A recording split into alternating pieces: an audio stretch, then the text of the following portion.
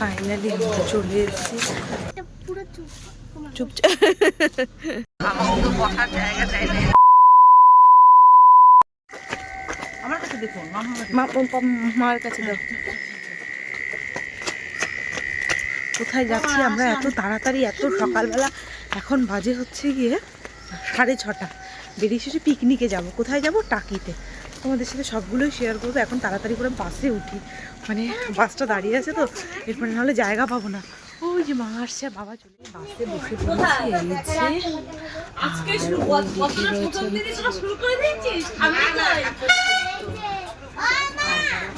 তো ডিসেম্বরের প্রথম দিন, মানে 1 ডিসেম্বরে কিন্তু আমাদের পিকনিক ছিল, আর এটা ছিল টাকিতে।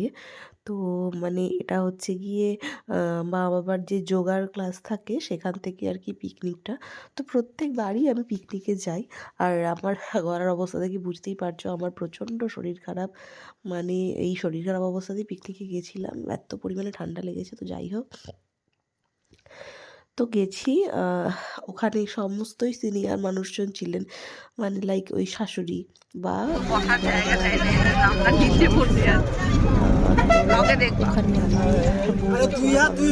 একজনই বৌমা ছিল, আর অনেকের বৌমাই আসেনি।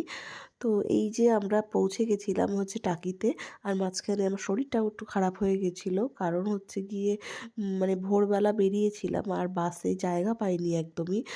এতজন লোকজন ছিল, তো বয়স্ক বয়স্ক মানুষরা ছিল, সবাইকে মোটামুটি একটু সিট টিট দিয়ে আমরা কয়েকজন ছিলাম, আমি কয়েকটা কাকিমা, তারা কিন্তু বাসের নিচটাতে একটা কার্পেট পেতে তারপরে কিন্তু বসেছিলাম। আর ওই বাসের যে ঝাঁকুনিটা লেগেছিল, প্লাস সকালবেলা ডিম সিদ্ধ দিয়েছিল, ওগুলো খেয়ে কিন্তু আমার প্রচণ্ড গ্যাস হয়ে যায়, আর গ্যাস হয়ে গিয়ে মানে কীরকম একটা মানে বমি বমি ভাব চলে আসে, মাথা টাথা ঘুরিয়ে যায়। তো যাই হোক, তারপরে নেমে একটা কাকিমা ছিল, সে একটা গ্যাসের ট্যাবলেট দিল, তো তারপরে ওটা খেয়ে একটু রিলিফ হয়। তো এইদিকে যাচ্ছি যেখানে আমাদের পিকনিক স্পটটা ভাড়া করেছে, তো সেখানেই আমরা সবাই মিলে যাচ্ছি। আর সত্যি কথা বলতে সবাই মিলে বাইরে কোথাও পিকনিক করতে আমি প্রথম গেলাম, আর বেশ মজা হয়েছিল। এই এত বড় মানে ভিডিওটা না অনেক বড় হতো বলে আমি দুটো পার্টে ভাগ করে দিয়েছি। যে একটা হচ্ছে আমরা এখানে এসে পৌঁছলাম, আর দ্বিতীয় হচ্ছে আমরা টাকিতে কোথায় কোথায় কোন কোন স্পট দেখতে গেছিলাম সেটা নিয়েও একটা ভিডিও যাবে তোমাদের কাছে। আর ফাইনালি আমরা চলে এসেছি। প্রচণ্ড শরীর খারাপ লাগছে। দারুণ দারুণ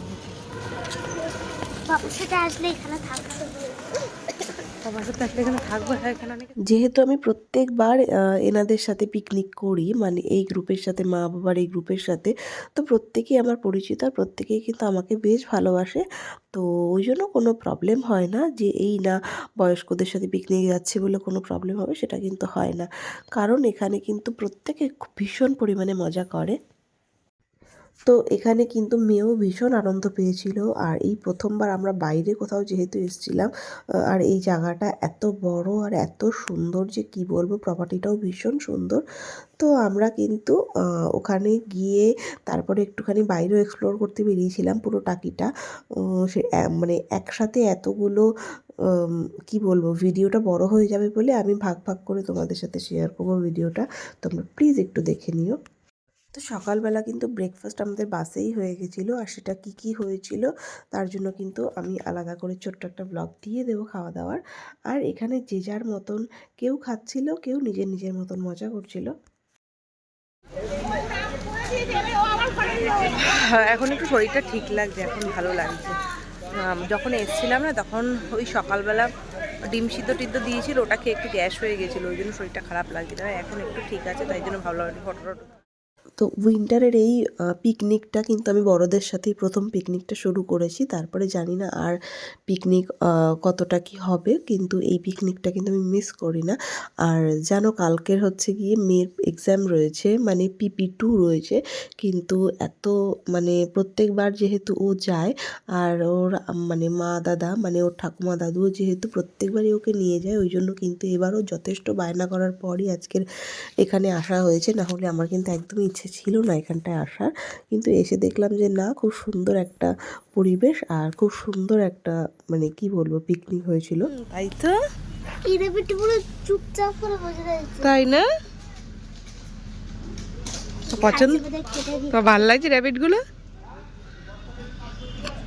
খাওয়াতে ইচ্ছা করছে কিছু, কিন্তু খাওয়ানোর কিছু জিনিস না, এই র্যাবিটগুলোকে খাওয়াতে হবে না, এই র্যাবিটটা পুরো চুপচাপ। চলো।